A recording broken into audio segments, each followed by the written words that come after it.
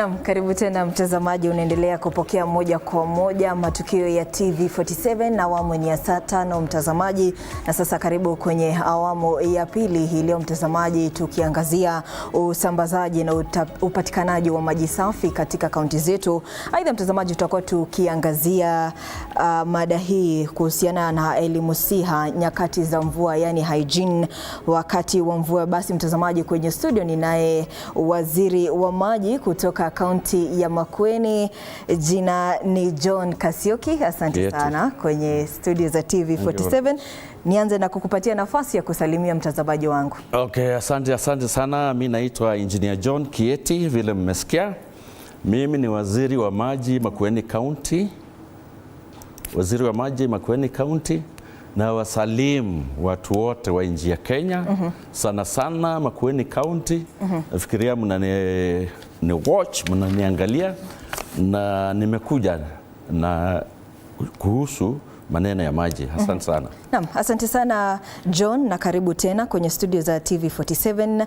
Nianze tu na swali la kwanza. Nimekuwa nikifanya tafiti na nikagundua ya kwamba asilimia 60 tu ya Wakenya nchini Kenya ambao wana uwezo wa kupata maji safi, kumaanisha kuna asilimia 40 ambayo bado haina ule uwezo wa kufikia maji safi. Kwa nini idadi hii, na labda pia ukilinganisha na kaunti ya Makueni?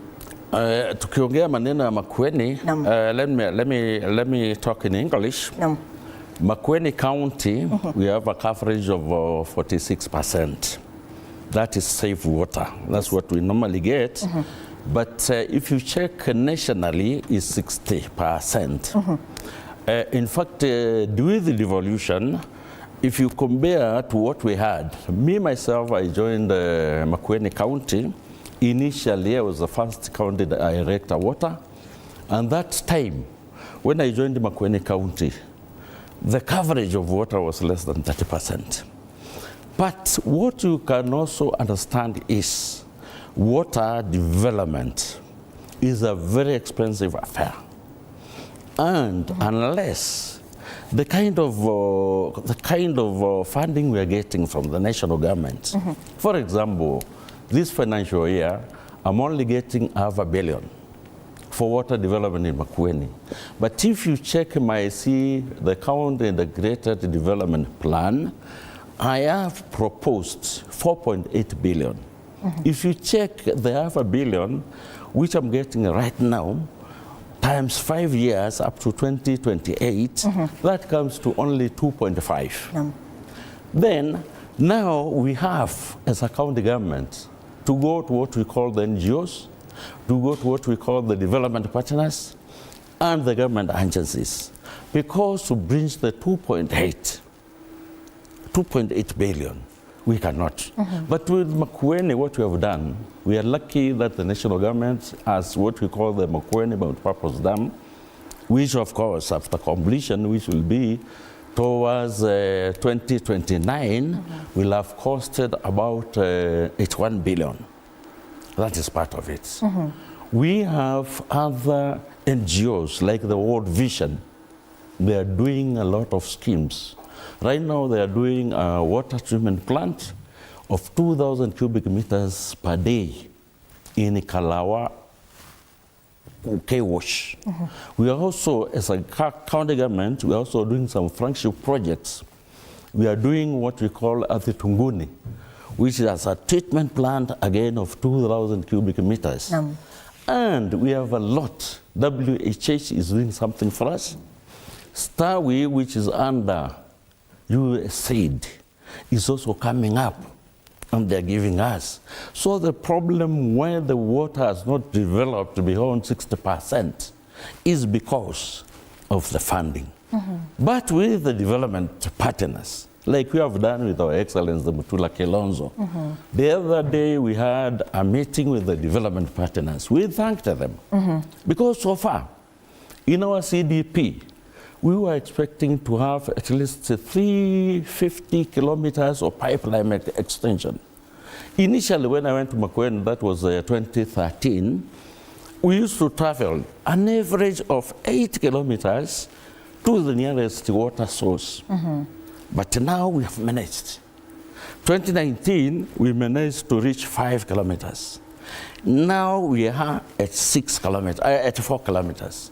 And we intend this one by the year 2028, when our CDIP 3 goes through, we reduce these kilometers to 2 kilometers. Then our water coverage, that time we are expecting to go up to 70%, which of course will be higher than the national one. And also in the national government, they are doing a lot. You have heard about the Thwake Multipurpose Dam. It's a big dam.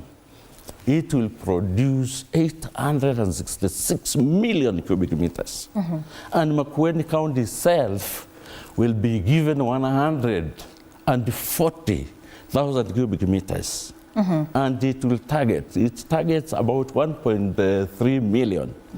You'll ask me what the population of Makueni is. Makueni has a population less than 1 million, but the projected period is 30 years. So we are saying that the optimum period of 30 years, we will be able to supply 1.3 million people of Makueni. Then on the same, that's now the national government. Then on the same, we'll have what we call the wastewater treatment plants. One for Makueni water. Then we'll have Kibwezi and Makindu Kibwezi water storage system. So our main aim for us in Makueni, to make sure that the water coverage starts safe water, we have to go the way of our development partners, make sure that any MOU, anybody that brings even a drop of water like this one, we are going to welcome them. And that is the agenda of our Governor, Mutula Kilonzo Jr. of Makueni County. Thank you. Nzuri sana Kasioki, umeibua hoja nzuri, lakini kabla sijakuuliza swali letu lifuatalo, naomba tuvuke hadi kaunti ya Machakos, tuungane na mwanahabari wetu kutoka kaunti hii, pia akiungana na wakazi wa eneo hili wakichangia kuhusiana na mada yetu ya leo. Nama, shukran sana mwenzangu Ruga. Hapa katika kaunti ya Machakos mambo ni shwari kabisa. Msimu wa kibaridi umekamilika na hapa tunakaribisha jua, kipindi ambacho unapata kwamba taka zinatupwa kwa wingi katika mitaa mbalimbali, miji na masoko. Na inapotimia wakati wa mvua unapata kwamba mrundiko wa taka hizi unaleta matatizo, mkurupuko wa magonjwa na vile kuwa na taka nyingi ambazo hupelekea hadhari mbalimbali. Na hapa nina wataalamu ambao ningependa kuzungumza nao, tuambie vipi wanahisi kwamba kufikia sasa serikali imeweka mikakati ya kutosha kuweza kuzungumzia ama kuweza kuangazia swala hili, zingatia mvua iliyopita kulikuwa na tatizo kubwa sana kutokana na utupaji wa taka na magonjwa mbalimbali. Karibu sana, kwanza nifahamishe jina lako. Kwa majina naitwa Fred Laumi, ni mkazi wa hapa mjini Machakos. Asante sana kwa hiki kipindi. Kwanza mimi ningetaka kusema tuliona vile serikali kuu, serikali za kaunti zilivyojisatiti wakati wa mafuriko. Lakini hiyo ilikuwa ni kwa muda huo tu. Kwa sasa hatujaona mambo ambayo wameweza kuweka ama wamezingatia kuweka ili kukabiliana na janga kama hilo. Tuliweza kuona wakikimbia kila pande, wakiweza kuhamasisha wananchi, wakienda kuwapelekea vyakula, wakienda kuwatengenezea malazi, lakini wakati mvua ulipoisha hatujaona juhudi zozote ambazo wameweza kufanya. Kwanza tungekuwa tunaona wakitoa taka katika mitaro ambayo iko katika miji. Bado hiyo mitaro imejaa taka.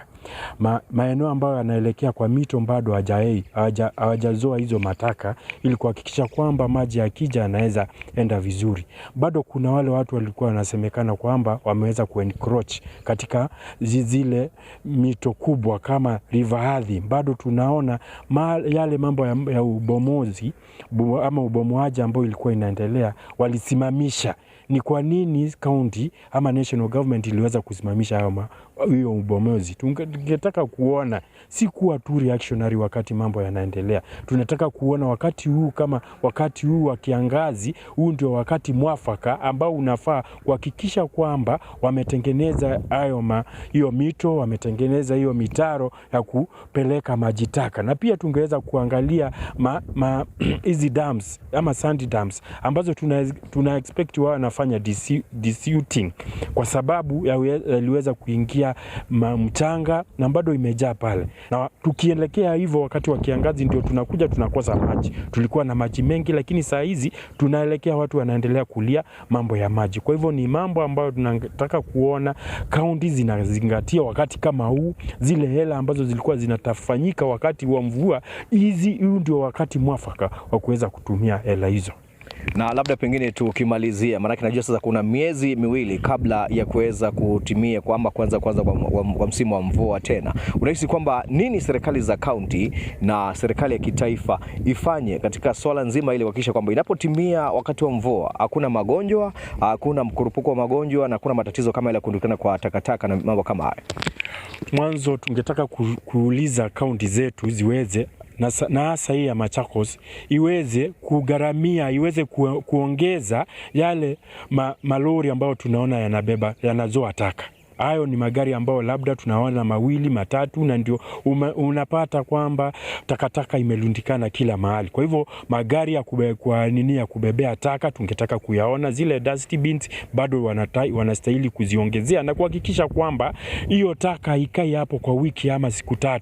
After 2 weeks ama siku 2 tunaona tu wanakiaondoa. Mambo yale mengine, hizi pesa waachilie mapema, wasingoje wakati wa mvua ndio waanze kutoa hizi hela za kufanya hiyo kazi. Kwa hivyo ni mambo ambayo tungeuliza county na national government iweze kufanya. Ile jambo lingine, mabarabara zetu ni mbaya sana, ziliachwa katika hali mbaya, na tungetaka wakati huu wa kiangazi zile graders za county ama wale ma contractors ambao wameweza kupatiwa waweze kuingia katika vijiji, waweze kutengeneza hayo mabarabara, na pia madaraja yaliweza kuharibika sana. Kwa hivyo huu ndio wakati mwafaka, na wahakikishe kwamba hawa ma contractors wanafanya kazi kulingana na ile kanuni ambao wamekubaliana na kaunti. Naam, asante sana kwa maoni yako. Umeweza kumsikia mwanaharakati na mwananchi hapa akizungumzia swala nzima kuhusiana na miezi miwili ambayo inakuja itakuwa ni msimu wa mvua. Je, itakuwaje na kipi cha kufanyika? Mimi sina mengi, ni Nicholas Mbai, nikuregeshe kwenye studio kwa matangazo zaidi kutoka hapa katika kaunti ya Machakos. Naam, asante sana Nicholas Mbai, tukimpokea moja kwa moja kutoka kaunti ya Machakos. Leo hii mtazamaji, kama nilivyokaahidi, tutakuwa tukiangazia usambazaji na upatikanaji wa maji safi nchini Kenya. Aidha mtazamaji, tutakuwa tukiangazia Elimusiha, yani hygiene, nyakati za mvua. Umesikia hizo kauli kutoka kwa wakazi wa kaunti ya Machakos. Mtazamaji, kumbuka waweza kuchangia mada yetu ya leo kupitia mitandao yetu yote ya kijamii TV47. Aidha waweza kutuandikia ujumbe kupitia nambari yetu ya arafa. Mwelekezo wangu atakuwa akikuwekea kwenye kiwambo cha runinga yako. Aidha mtazamaji, waweza kupiga simu moja kwa moja na kutupatia maoni yako kuhusiana na mada yetu ya leo. Nirejee kwako engineer, kabla hatujarejelea swala la usambazaji wa maji. Kuna hizo kauli ambazo zimeibuliwa na wakazi wa kaunti ya Machakos, na kipindi cha mvua kimeanza kurejelea tu pole. Unadhani ya kwamba sasa serikali imejiandaa vilivyo? Kwa sababu kipindi hicho kilipita, watu wengi zaidi ya watu 200 walipoteza maisha yao kwa sababu ya mafuriko. Sasa mvua imeanza kurejea tena. Unadhani ya kwamba wewe kama mhandisi, kwa sababu kulikuwa na kunyoshia kile kidole cha lawama ya kwamba hatuna good drainage systems nchini Kenya, unadhani sasa kipindi hiki serikali imejitayarisha vilivyo? Yeah. Thank you very much. I think as our engineer in Machakos has said, we have to prepare ourselves. There's preparedness, drought preparedness. You know, normally we have two disasters. You'll find that when we have drought, it's a disaster. We don't have water. When we have the floods, again, we have a problem with water. Preparedness, especially on drainage systems. Now I'll talk on preparedness in terms of how we are going to conserve and make sure that people have at least safe water for drinking. You have heard them talk of sandy dams. What we have done in Makueni, and it's, as I tell you, water is flowing, even as we go to the river, the Kaiti River, because of the sandy dams and the weirs we have done upstream of our seasonal rivers. That one reduces the amount of flow of water and hence reduces the damages costs. And again, on the same, he has also talked about water boreholes. When it rains, and in Makueni we have a lot of earthy dams. In fact, the kind of earthy dams we have flagship projects. Like now we have done one we call Dukuma. Dukuma is 365 cubic meters, 1,000 cubic meters. What we are doing with these systems, will make sure that when these droughts comes in on the floods, when the floods come in, we are prepared to make sure that every now and then we have at least water for the people. Because you normally find that when it rains, everywhere is polluted. You remember we have some more, the pit latrines, we have the septic tanks, the overflow. We have people again who normally don't have those facilities. So you find most of the water which comes with the floods is contaminated. And it is the mandate of the national government and the county government to make sure that whatever we give to people is adequate and safe. Again, also on preparedness, what we are doing in Makueni, I think you have mentioned the construction of the sand dams and weirs now to reduce the flow of water. And that's where the destruction comes in. Okay, we are also doing the same on our drainage systems in our towns. We have employed people. There are people who clean the markets. There are people who check on the drainage systems.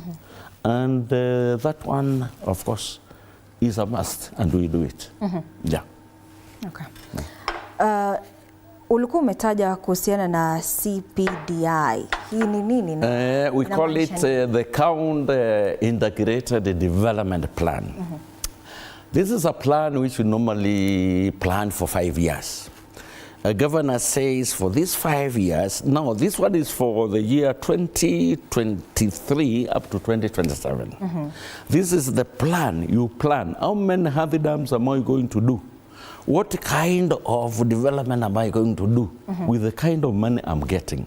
For example, if for example, I can give you my department, which is Makueni, what I have is in the development plan, I've come up with construction.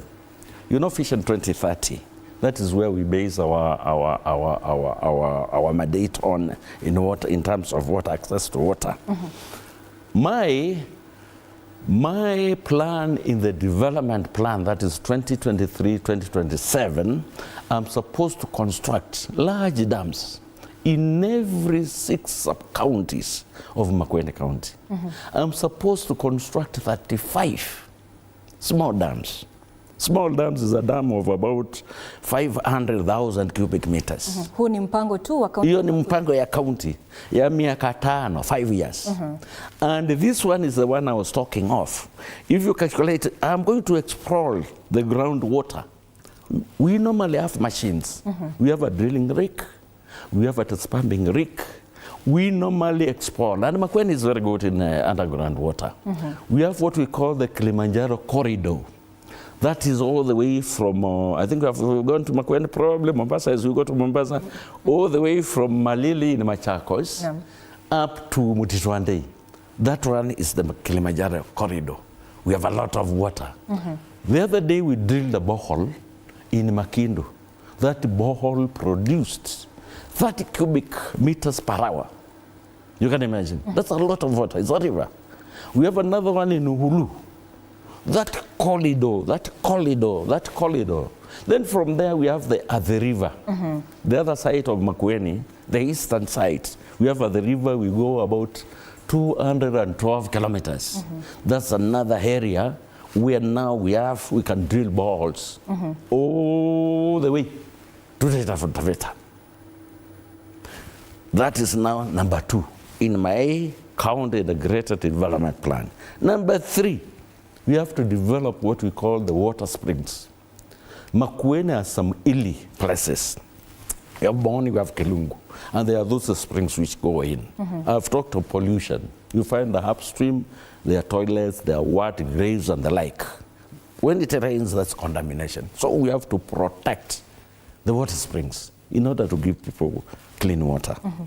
Number 4, there is also in the same county integrated development plan, we have to at least water distribution of 350 pipeline kilometers. For us to go to 30 kilometers, I said we are now at 4 to the nearest point, but we want to go to 2 kilometers to the nearest water point. And the same time as we go, as we make the 350, that means now we'll have increased the water coverage to 70%. That is now what my department, that's what my department now has in that. And to do all these works, we costed this one. It comes to 4.8. That is what is in my county integrated development plan. 4.8, with the kind of funding I'm getting right now, that's why I said it was not possible. Because now I'm getting $500 million for development. $500 million multiplied by 5 years, that comes to 2.5. Where will I get the difference of 2.3 from? That's why I have to engage. And the government of Makueni, we are engaging. We are engaging the development partners, NGOs, and we have quite a number. They have now to cater for this difference here. Mgao wa fedha unazopata katika Wizara ya Maji kaunti ya Makueni haitoshi. Aidha ulikuwa umeibua ile dhana ya kwamba ni ghali sana kuhakikisha kwamba kila mtu anapata maji. Kwa nini ni ghali? Why is it expensive? The expense is this. Any water scheme is very expensive. And if I may say, and I'm sorry to say this, initially, before devolution, a county like Makueni used to get only 10 million. I told you that I was the first county director water Makueni. And when I went there was a district water officer. You know how much he was getting? He was getting only 10 million. Then, before then, there was no public participation. Public participation is whereby you go talk to the people, mnakubaliana, this is what we want out of your money. Hiyo ni kweli. Mkikubaliana, mnasema tuweke maji hapa. Lakini zamani hakukuwa public participation. The government was only bringing projects. Wanasema, because probably, wanasema tuweke a water project here. Without consultation to the communities. Then at the end of the day, that ownership, you know what ownership is? That's public participation, is your ownership to own this, to feel that is honored. You find somebody doesn't bother. So when devolution came in, we found most of the community water projects, they are out. So the first thing was now to start repairing what was there before. What was there before. And to develop water. For example, I've mentioned Mount Purpose, Mvua Mount Purpose Dam. We are talking of 700 million pounds, US dollars. That is 81.1 billion for that project. So you can imagine, if you have quite a number. And the kind of money you are getting from the national government is not enough. That's why we go borrowing. That's why you will find that we might not achieve the Vision 2030. But according to us in Makueni, with the development partners, and I'm sure, the other day I was talking to my governor, His Excellency the Governor, we said the only way to go in order to achieve the Vision 2030 in Makueni will be because water is very expensive. Structures in water, they're very expensive. They're very expensive. Number 2, what makes us not achieve, and that's very serious, governance. You find that you have a water project, somebody comes in, the committee comes in, and the project goes. Doesn't make, it cannot sustain.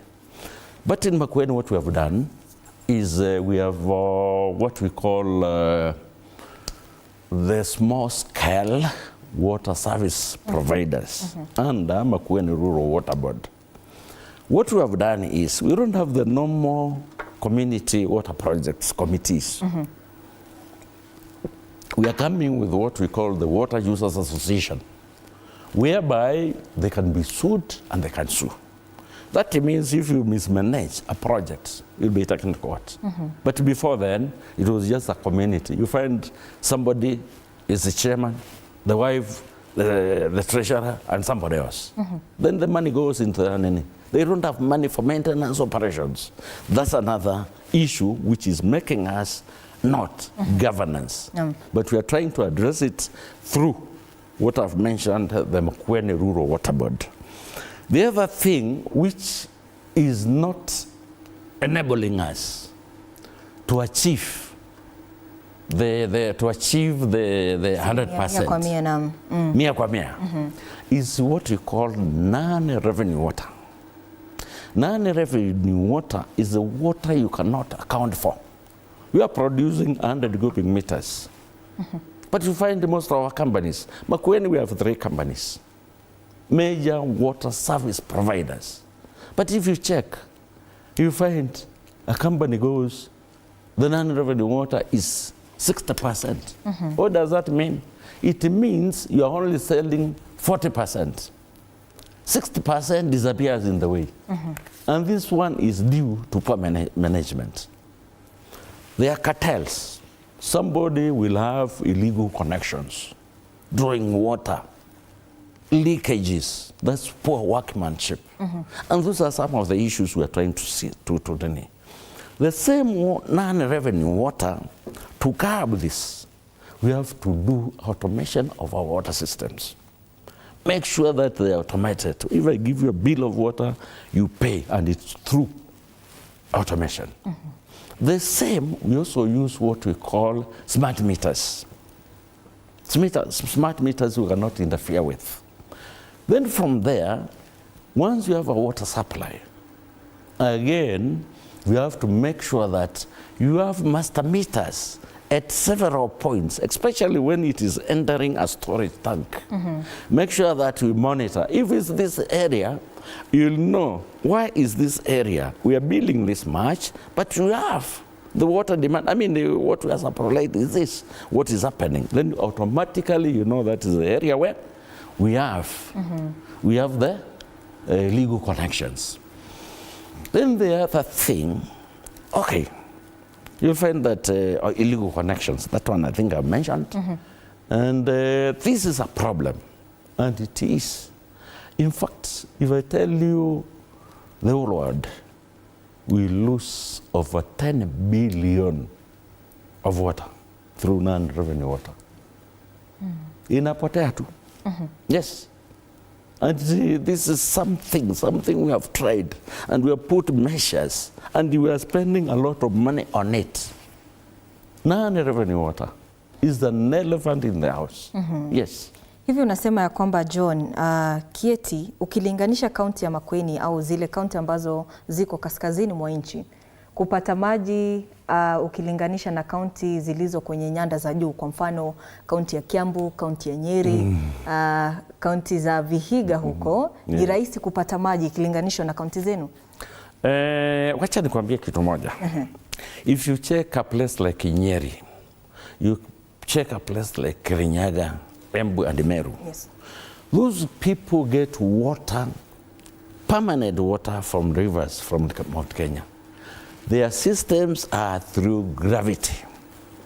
But here in Makueni, you'll find water is down there. You have to pump, have a booster pump. That's a lot of money.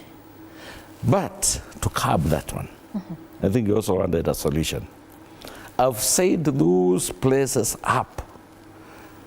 There are places which they use gravitational pipelines. They don't spend much unless where the source is, but they don't spend much. That's why you'll find the Nyeri and the Meru, they have the best. They are the best in non-revenue water. Why? Because the water comes with gravity. Operation and maintenance is And again, maintenance is also good. But Makueni, you have to drill a borehole. You have to equip that borehole. You have to pump. You have to have booster pumps. But what we are doing, and what we are trying to do in Makueni, and this is something I've discussed with His Excellency, my Governor, Mutula Kilonzo. We go upstream. I think I mentioned something like sand dams. I also mentioned things like weirs. These rivers come from up. So what we are going to do, we have done quite a number weirs. We do some weirs, do a sump, solarize the same, and pump water to an elevated tank. Then the other water now goes through gravity. What again we are doing, and which is very important, I think I mentioned in one of our meeting, we are doing big schemes. We combine, normally in Makueni, every ward, we have 30 wards in Makueni. And with these 30 wards in Makueni, there is what we call the Ward Development Fund. This financial year, we gave them 35 million, every ward out of the 30. What is left is now for the headquarters. And that one, we use it for flagship projects. We have quite a number of flagship projects, big projects, because of course our government has to do the projects. But again, we have to take care of the MCAs, because the ward, we have to develop the ward. So 35 million goes to the ward. And the difference which comes in goes into infrastructure. With these NGOs, what we are trying to do is, upstream of our seasonal rivers, we are going to construct weirs and sand dams. Then from there, we construct what we call sumps, water sump. Use solarization. Makueni, what we have done, and to reduce some of this operation and maintenance costs, we are using some technologies. And I think that one will come into it. So from there, now we'll be in a position to reduce this non-revenue water and reduce our operation and maintenance costs. Yes. John, kumekuwa na malalamishi ya mara kwa mara, hata naona jumbe zimeanza kumiminika sasa kwenye mitandao yetu ya kijamii ya kwamba kuna hii changamoto ya kaunti kama vile Makueni au Turkana ya uchimbaji wa visima. Wakati mwingi kuna sheria nyingi, na wewe ni waziri wa maji sasa. Ni kweli kwamba sheria ni kizingiti kikuu cha uchimbaji wa visima katika kaunti kama hizi ambazo zina upungufu wa kupata maji? I think I've mentioned Makueni, we have the 2 corridors. But according to me, I've been in the system from 1981 is when I joined the ministry, when I became an engineer. And I have an experience of more than 40 years. What I know is, and if we can make it, service water is the best. Why I say so, you're talking of water boreholes. Water boreholes, you cannot be guaranteed how much water you're going to get underground. Again, this is what we call salinity in the water. Unaweza chimba maji, sawa, umetumia pesa, ukute hiyo maji, iko chumvi. Chumvi mingi sana. And you have spent money. If you can get what we call the service water, try another dam, try a weir, and you'll be sure of the quality of that water. That's my take. Otherwise, if there's no water and you have very good underground potential, underground water potential, especially in Turkana. Somebody said there's that mass of water and it's fresh. Why can't we exploit that? But if we have surface water, that is the best way to go. Other dams, it will always rain. Rivers, it will always rain. We are talking of droughts, disasters, and this is what we call floods, what? It will always rain. But myself, surface water is the best. Surface water is the best. Na ni sheria gani ambazo huzingira endapo mtu anataka kuchimbua kisima? Kwa sababu jumbe zinazojitokeza hapa ni ya kwamba serikali ina vizingiti vingi vya kumwezesha mtu binafsi kujichimbia kisima. To drill a borehole, first of all, you have to look for geologists. We call it sighting. You have to go and sight. There's a machine we call thermometer. This thermometer we normally sound. An echo is sent to the ground. It will sense where water is. That's a thermometer. Once you sight, you know the resistance, you know what, you know the amount of water. I mean, you won't know the amount of water. It will sense water, because this one it will sense a signal.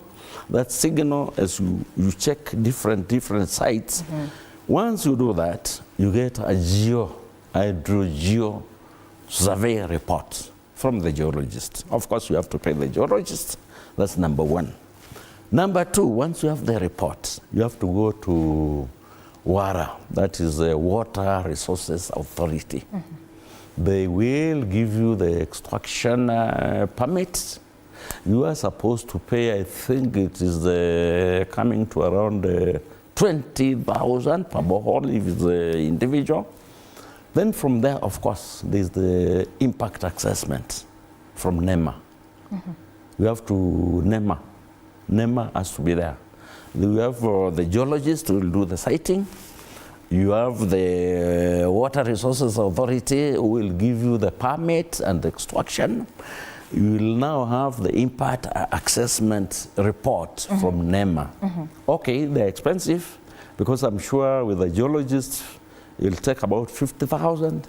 NEMA about 20, and of course now Water Resources Authority, it will depend on how much water you have engaged. So that is, it is. In fact, let me tell you one thing. Last week we were talking to this Seventh-day Adventists. That is East Nairobi field. They normally have fields. So they want to drill some boreholes in Makueni. 21 of them in their churches. Then they give that water to the community. Okay, it will be used by waumini, lakini watapatia or the community. So when they came to us, we talked with them, with His Excellency the Governor. Okay, we agreed. What they wanted was, their request was, these fees charged by the wala ni drilling a borehole. Yes. Naam, engineer, kuna 25% tu kulingana na utafiti ambayo nchini Kenya wana ule uwezo wa kuna mara kwa mara, na sasa mvua imeanza kuna mkono kila wakati. Na sasa kulingana na taasisi za afya wameanza kusema kwamba ugonjwa wa corona umerejea. Labda tu wewe sasa kama waziri, ni jitihada zipi ambazo mnatia kuhakikisha kwamba angalau asilimia hii imepanda, kwa sababu asilimia 25 ni kidogo sana? Sawa, hiyo nakubali. Okay, asante sana. It is very true that what we call WASH. WASH is water, sanitation and hygiene. The hygiene portion of it, that one ought to be taken care of. That is washing hands with soap. What we are doing, we are assisting, what we are doing, especially, ECD, this early education is devolved. Every classes we are constructing in ECD, first of all, we say we have to have water. The roof catchment. If there's no water coming in piped, we have to water roof catchment.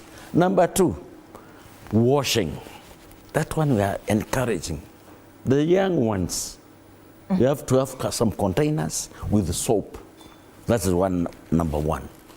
Number two, what we are doing again in the secondary schools and primary schools, we are connecting any water project that is coming up.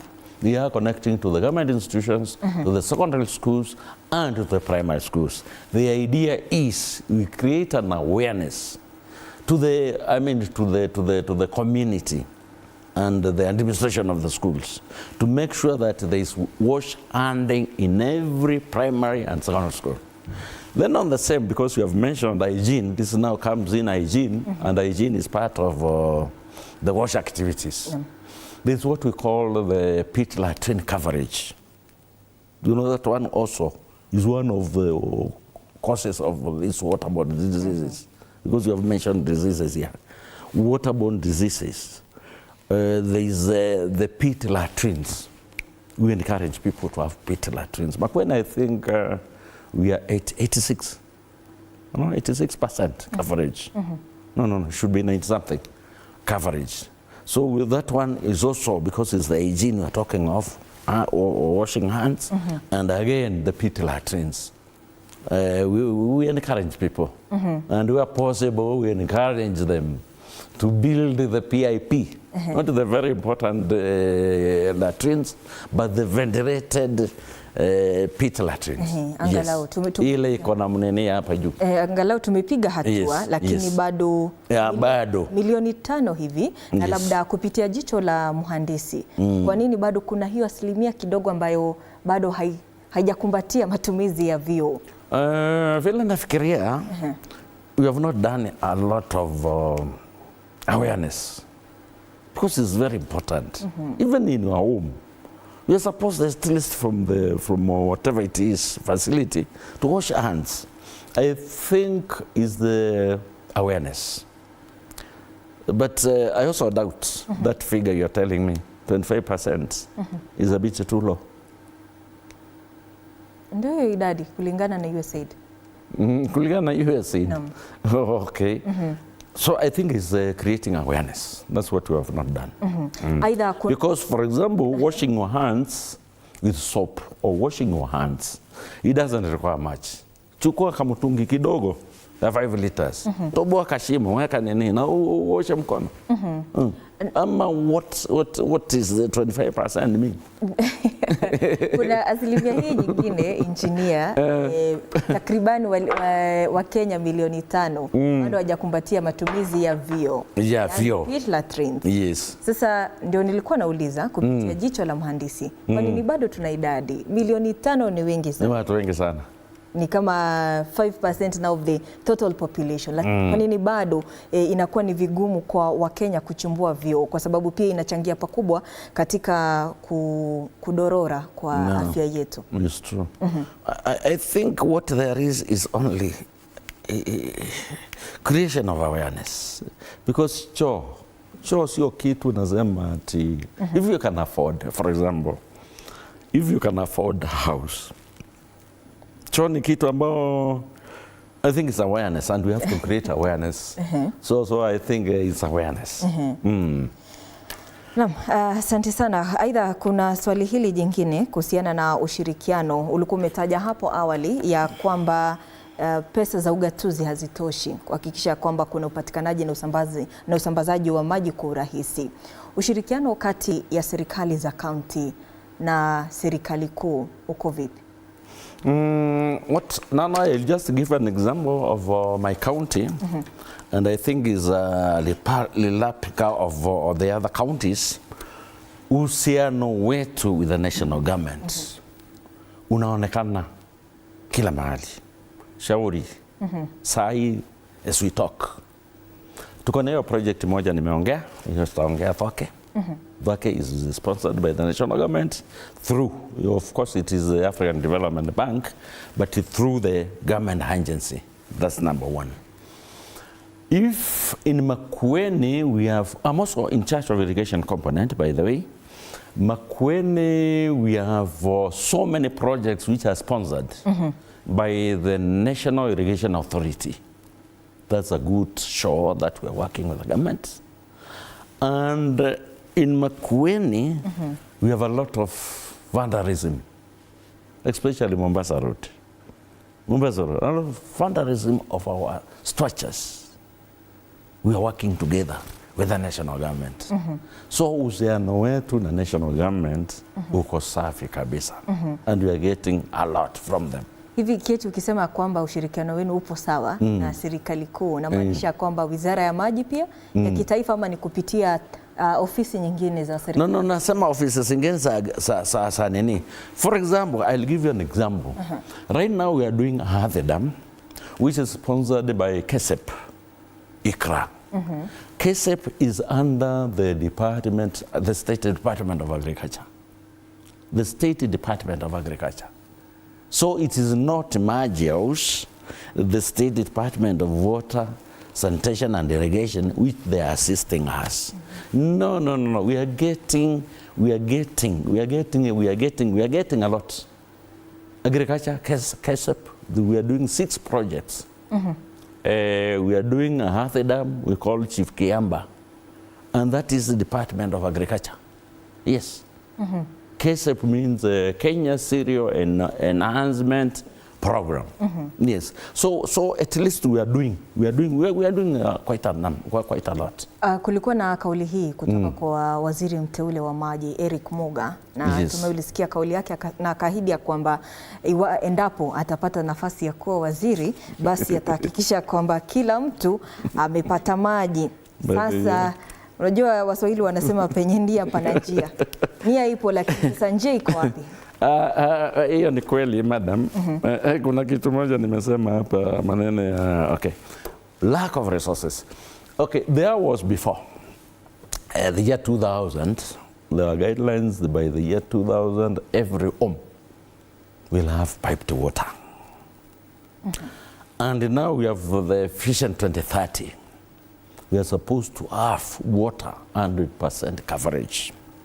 And now we are at 60% coverage. Guidelines, they're good. But we'll have to look for resources elsewhere. I mentioned the development partners. If you can talk to them well.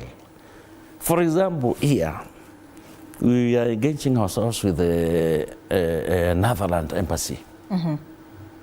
There's a project we call Mulima, and they are taking up for us a project of almost 250 million. World Vision, we have a program. You hear my budget here, we are talking of only $500 million. And the projects I'm doing with those agencies and development agencies, they are more than 1 billion in one financial year. Can you see? So there is the lack of resources here. We have to think. In Makueni, for example, when we notice that we might lack funds for this, we have what we call the water fund. We are coming up with water fund in Makueni, like the water sector trust fund. You have heard of it, whereby we can borrow money and pay. We are coming with it. And formulated that is almost now towards the public participation. Once we have this water fund, I'm sure at least we will be in a position now to borrow and pay. The projects we want to do, they are bankable projects. A project which can return money. A project which you can borrow money with. Especially if I tell you my water service providers, there are 3 major ones in Makueni. What we have done in Makueni is we have come up with new management of our water service providers, simply because of this non-revenue. I have an MD for Kimawasco, I have an MD, in fact they were interviewed last week. And with this, we want to do projects whereby you can get a loan from this development, from USAID, World Bank, and the like. And those are now the bankable water projects. And that is where we are going. And that's why we are coming up with the water funds. Again, we have what we call the flagship projects. Right now, we have one which is going on. I think I also mentioned the Tunguni. It has costed the government about 130 million. And that is now the flagship projects for Makueni. So those are some of the things which will enable us, and I think that's what he was talking of. We encourage the water sector, a trust fund, to borrow more. We have a very good working environment with the development partner, World Bank, USAID, European Union, African Development Bank. Then from there we'll be able. Naomba nikukatize tu kidogo, tuchukue mapumziko mafupi. Nitakuwa nikirejelea na kauli hiyo, ishikilie papo hapo mtazamaji. Tunachukua mapumziko mafupi, lakini usiondoke hapo lipo, maana nitakuwa nikirejea na mengi zaidi na Engineer John Keti.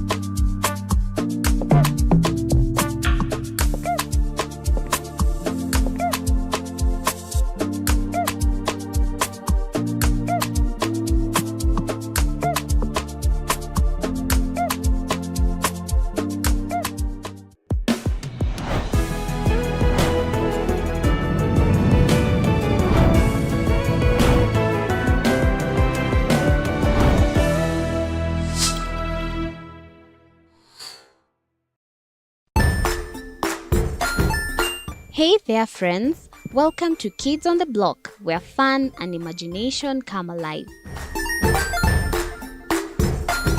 We dive into magical world filled with exciting adventures and awesome friends. What position were you in? I was number 2. What position were you? Number 1.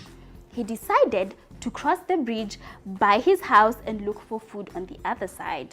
We're going to do half cup of chocolate chips, and the other one, we're going to do half cup of the blueberries. So, grab your imagination hats and get ready to explore with us. Join us every Saturday at 9 a.m. for new friends, amazing stories, and tons of laughter.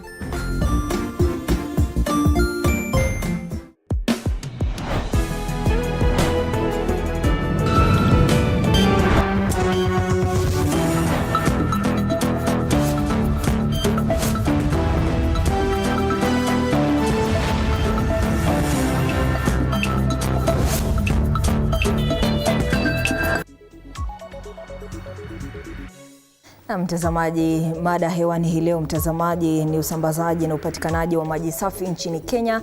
Aidha mtazamaji, tunaangazia Elimusiha Nyakati za Mvua, kwa kimombo wanasema hygiene. Kwenye studio zetu mtazamaji niko naye mhandisi, kwa kimombo mnasema engineer John Kiti, ni waziri wa maji kutoka kaunti ya Makueni. Ulikuwa umeguzia hili swala la ugali wa kusambaza maji na pia kupatikana kwa maji. Tumesema kwamba ni 60% tu ya Wakenya ambao wana ule uwezo wa kufikia maji safi nchini Kenya. Changamoto gani zingine ambazo Wakenya wanapitia katika kuhakikisha kwamba wamepata maji safi ya matumizi? Okay, thank you very much. One thing which I've mentioned is limited resources. That one has a low impact on our water infrastructure. Then you'll find there is the issue of land, mashamba. Mahali munaweka hizo projects, unakuta ni tabu. Watu wataki kupeana mashamba yao, pengine watu wataki kuuza mashamba yao. That is an issue. Kuna kitu tulikuwa samani, na I've also mentioned before we used to have what we call the diesel driven engines. Before electricity, kabla electricity yasambazwa kila mahali. Electricity sambazwa juzi to the schools. Before we used to have what we call the diesel driven pumps. And these pumps used to consume a lot, maintenance. And we have now, this is a challenge because we have to replace them. You have to replace them. And probably that small community water project cannot afford to replace that one with hybrid. Hybrid means you can use either solar or use power. That is a challenge. And that's one challenge which makes the maintenance of the water supplies to be. The other one is political interference. Here you are, this is a ward. Somebody says, okay, you have done the public participation, but you still find that there is the influence, the political interference. And this interferes with projects. The other issue is governance. I think I also mentioned that one. Governance has been an issue, especially when it comes to that non-revenue water, which is giving us a lot of problems. Then in Makueni, we have one very serious vandalism of our infrastructure. I can give you an example. Last financial year, in Malili, those, we call it that ward around Malili, Mombasa Road. Imagine 2.3 million of parts went. This has become very serious. And in fact, we have addressed this one with the national government. Vandalism is taking toll. The other day, there is what we call the Mvua multi-purpose dam. They drilled 2-3 boreholes for the community. Then immediately, somebody comes and picks the solar panel. the solar panel. Why? Vandalism. It has brought us back. Then the other issue is, of course, sustainable water schemes. That's why I said we have to think of gravity water pipelines because of operation and maintenance, which comes with it. So those are some of the major issues: the governance, the non-revenue water, and vandalism. What we have done is, Makueni, we have legislation. We have the Water Act 2020. And in the Water Act, we also have the water regulations. In the water regulations, we have a penalty. Anybody found with even a small piece of water, I mean a small piece of chuma, he'll be fined 1 million or a fine, a fine of 1 million or 6 months or both. And this one we have to revise. We have to revise because the way things are disappearing, I think we have to amend this. Waziri, uwezi kutupatia tu changamoto bila suluhu. Umezungumzia swala la political interference. Yes. Lazima utatuelezea zaidi kuhusiana na hilo, lakini kabla hujajibu naomba tuvuke hadi kaunti ya Taita Taveta. Okay, sawa. Tuungane na mwanahabari wetu Julius Mariki, pia naye anaungana na wakazi wa kaunti hii wakichangia kuhusiana na mada yetu ya leo, Elimusiha Nyakati za Mvua. Mariki. Na shukrani sana Ruga Ivale kutoka studioni. Na katika kaunti ya Taita Taveta basi najiunga na baadhi ya vijana ambapo hujihusisha na swala nzima la mazingira ili tuzungumze nao kuhusiana na swala hili. Na kama unapoona nyuma yangu pale kuna sehemu ambapo taka zinatupwa tu, si pipa ila ni taka tu zinatupwa tu, kama unapoona bwana yule ambaye anapita sehemu ile vile vile. Lakini nitakuwa naungana tu na baadhi ya wale ambapo nimewapata hapa tuzungumzie swala hili. Kaka, karibu ujongea hapa, pengine utueleze kwa kuanza tu, pengine ujitambulishe, utasimama upande huu ili kwamba tuzungumze hili. Pengine serikali imejipanga vipi ili kukabiliana na swala hili la taka, hasa wakati huu ambapo pia vile vile mvua ushuhudiwa? Asante sana ndugu. Kwa majina ni Willy Mwasi ama ukipenda Sampaio. Vile ulivyosema, kwa upande wa serikali tunaona ni kama wamezembea.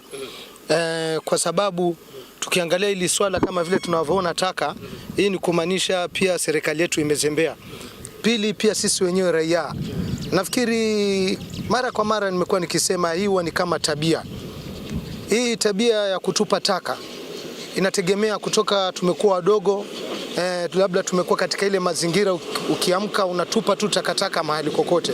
So serikali hawajachukua wakati wa kuelimisha raia kuhusu utupaji wa taka, ambaye hii kama vile nilitangulia kusema, serikali wanatakana wakuje na mpangilio wa kufunza raia iwe kama vile ni tabia. Hata kwa manyumba zetu ukiwa na takataka, ukiwa unatembea, kama unakula ndizi, kama umerarua karatasi, usio unatupa hovyo. So nafikiri serikali lazima wakuje na mpangilio na waelimishe raia kwa undani. Na hii kuna wakati nilisema, hii lazima waanze kama vile kwa shule zetu za msingi. Hawa watoto waanze kufunzwa. Kwa sababu tukiangalia kuna mali pengine kama hawa nchi ambazo zilizoendelea kama Rwanda. Sasa Rwanda kwao imekuwa ni kama tabia, wamezoea, imeingia tu kwa system. Nafikiri wakati utaki kuona wewe mwenyewe, utaki kuona takataka. Na pengine katika swala hilo, pengine serikali inachukua tahadhari zipi wakati mvua inaponyesha na taka zikionekana kama vile kuna mkurupuko wa magonjwa? Hatujaona wakichukua tahadhari zote, kwa sababu mara nyingi unaona hata mfano saizi. So watangoja, tumezoea mpaka tungoje, alafu tukishaona maradhi yameninio yamepurupuka, ndio sasa tunaanza kusema hapana, sasa tufanye usafi, ama hapana, sasa tuanze mahali kuna mashimo tafadhali yafunikwe. Tumeona kama mwezi uliopita, mwezi wa 4, tuliona wakianza kufukua mitaro, kwa sababu walisikia waliona mvua imekuja, mafuriko ni kuka overflow. Sasa wao wanangoja mpaka kufanye nini? Ku overflow. Ni nani alaumiwe sasa katika hili lote? Vile nimesema serikali kwa upande mwingine pia imezembea, kwa sababu sisi tumezoea mpaka jambo litupate ndo tuone vile tutajisaidia, ambaye tunatakana tujipange kabla ya mkasa haujatokea. So nafikiri serikali wawe na mpangilio. Kama saizi hivi tunajua tunaelekea msimu ya mvua. So saizi yanatakana kama ni makorongo yale ambayo yalikuwa yamejaa yafukuliwe. Kama kuna mahali kuna uchafu, maana kama uchafu kama huu usafishwe na mapema. Ndipo hata mvua ikinyesha, sasa unaona mvua ikinyesha utasikia ni harufu sasa inatoka. So tusingoje mpaka tuanze kusikia harufu ndio ujue kweli kuna uchafu. Tusafishe kabla ngoja janga litupate. Asante. Pengine kaka ujiongee hapa hivi utueleze tu kwa sekunde moja tu, utueleze shughuli hii wewe unatoa wito gani? Pengine ukiwa unatazama pale, geuka hivi baba, usiogope kamera.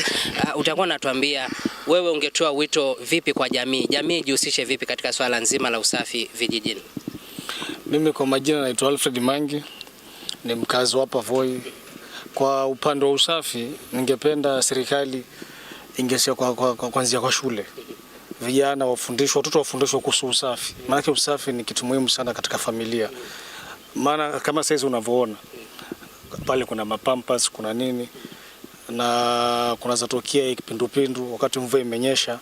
Sasa ningependa serikali wao kwanza wachukue hiyo hatua. Na pengine mwananchi, pengine mbona mnamweka kando? Pengine mwananchi ndio yatupa hovyo. Hakuna mikakati za kumdhibiti mwananchi ama ndo namna gani? Wazaji eleza hilo. Pengine mwananchi amekosa hamasa ama ni kipi ambacho kimekosekana? Nafikiri mwananchi pia amekosa uhamasisho vizuri. Kwa mfano saizi niseme swala la usafi. Tuanze na zile vijiji vyetu. Unaona kama wale wazee wa mtaa wahakikishe kila mzee wa mtaa amekaliwa ngumu kuwa mtaa wake uwe msafi. So mzee wa mtaa akianzia kule na kijiji, tuanze kusafisha kule kijiji chetu. Nafikiri tukisafisha kila baada ya wiki tunafanya usafi katika vijiji vyetu. Sidhani hata wewe kesho kama utakubali utupe takataka, maana utatupa na wewe ndio utasafisha. So tutaanzia kule kwa vijiji vyetu. Na nafikiri tu ni ule uhamasisho, raia bado serikali hawajachukua hilo jukumu la kuhamasisha hasa kwa vijiji vyetu. Safi. Asante. Asante sana pia. Na Ruga Ivali, ukiona hao ni baadhi tu ya wale ambapo ni wachanganuzi ama wana harakati wa kuhakikisha kwamba wameweka mazingira ikawa safi. Bwana huyu ambapo hujihusisha na upanzi wa miti kuhakikisha kwamba amesafisha na kuondoa jala taka kama hili. Naregesha usukani kwako studioni ili kuendelea na mjadala huu. Mie ni Julius Mariki. Na kauli nzuri kutoka kwa wakazi wa kaunti ya Taita Taveta. Aidha, mwanahabari wetu hapo Julius Mariki akiungana na wakazi wa kaunti hii. Kuna haja ya kutahadhari kabla ya hatari. Nirejee kwako engineer. Tuko tu katika dakika za lala salama. Nitakupatia tu dakika kadhaa ukamilishe, lakini swali langu la mwisho ni kuhusiana na matumizi ya teknolojia na jinsi County, wewe kama waziri umeweza kuhakikisha kwamba kuna usalama wa chakula. Okay, asante sana. In fact, I'm also in charge of the irrigation component in my department, and Makueni we are doing irrigation. I mentioned when I came in here, the river stretches about 212 kilometers, and that's where most of the irrigation is done. And right now we have a total of 32,000 hectares under irrigation. And we are expecting to increase that one to 71 by next year. 71,000 hectares. Right now the dam I mentioned with Hoke has also an irrigation component.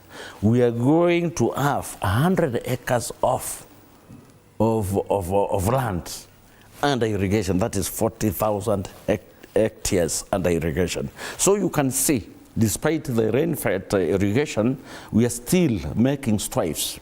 We have already the Israelites. They are doing a project in Makueni, someplace in Masongolini, and they are benefiting quite a number of farmers. We have also a flagship project we call Meangeni in Kalawa, where it will benefit about 272 households. We have 2-3 other dams, which is being done by National Irrigation Board, The National Irrigation Board is also assisting us. On the technologies, what we are doing is on our water projects, all of them in infrastructure, we are using what we call hybrid power systems, whereby we use solar, during the day, then in the evening we use the KP. That is the solar. That is now to maintain, that one is now to reduce the operation and maintenance costs of our systems. We are also using, before we used to have PVC pipes, but we have this other pipe, HDPE, the roll. Because of the roll of about 100 meters, you will find that the connections in any system, they are very few. And hence, leakages, that's non-revenue water, reduces. Number 3, we have the modern methods of irrigation. Now we are not going to use the open ones. Open ones, when the temperatures are too high. So we want to go to closed circuit irrigation pipelines because of the temperatures. Then automation, I mentioned automation of our water systems, automation the billing system, use of smart meters and master meters. Yes. No, asante sana waziri. What I can say is, in Makueni, agenda number 1 is water. We call it water, keu, and maji. You can imagine. Maji. Yes. Sana mtazamaji hapo. Okay, asante sana. Thank you very much. Huu ndio utakuwa mwisho wa mdahalo wetu wa leo mtazamaji, hii leo tukiwa tunaangazia usambazaji na upatikanaji wa maji safi nchini Kenya. Aidha mtazamaji, kwa kiduchu tu tumeangazia Elimusiha Nyakati za Mvua. Mtazamaji, asante sana kwa kuungana nasi. Huu ndio utakuwa mwisho wa mdahalo wetu wa leo. Asante sana pia kwa kuchangia na pia kwa kutuma jumbe zako na mchango wako kwenye mdahalo wetu wa leo. Tunakamilisha hapo. Aidha mtazamaji, zitimiapo saa 7 za adhuhuri nitakuwa nikirejea na taarifa kwa